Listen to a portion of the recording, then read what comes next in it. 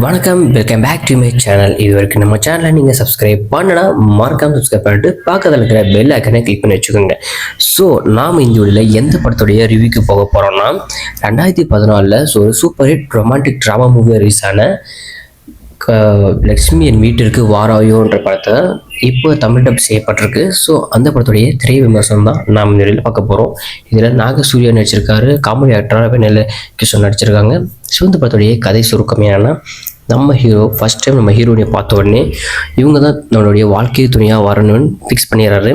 இதுக்கு ஆப்போசிட்டாக என்ன ஆகுதுன்னா, நம்ம ஹீரோயினி வந்து அவங்க வீட்டில் ரொம்ப ஸ்ட்ரிக்ட்டு. அவங்க அப்பா யாரை சொல்கிறாரோ அவரை கல்யாணம் பண்ணி தன்னுடைய வாழ்க்கை துணையை வச்சுக்கலாம்னு நினைக்கிறேன். நம்ம ஹீரோயினியை எப்படியாவது கன்வின்ஸ் பண்ணி நான் தன்னுடைய வாழ்க்கை துணையாக நம்ம ஹீரோ மாற்றிக்கிட்டாரா இல்லையா, நம்ம ஹீரோயினி நம்ம ஹீரோவுக்கு அக்செப்ட் கொடுத்தாங்களா இல்லையான்றதான் படத்துடைய மீதி கதை.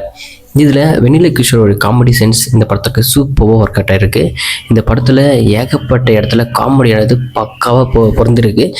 ஒரு 2 மணி நேரம் படம் உங்களுக்கு போர் அடிக்காமல் இருக்கணும்னா இந்த படத்தை பாருங்கள். எங்கேயுமே லேக்ன்றது இந்த படத்தில் இருக்காது. எனக்கு தெரிஞ்சிருக்கு இந்த படம் வந்து ஒரு 5க்கு 3.75 ரேட்டிங்கை கொடுப்பேன். ஸோ அந்தளவுக்கு இந்த படம் ஒர்த்திருக்கு, வாட்சபிள் சொல்லலாம். ஏன்னா ரொம்ப பழைய படத்தினால, ரீசெண்டாக தமிழ் படத்தினால நமக்கு வந்து இந்த படம் வந்து ரொம்ப பழைய படம் பார்க்குற மாதிரி ஃபீல் கிடைக்கும். இருந்தாலும் இந்த படம் வந்து அந்தளவுக்கு மோசம்னு சொல்ல முடியாது, பரவாயில்ல, பார்க்க அந்தளவுக்கு தான் இருக்குது.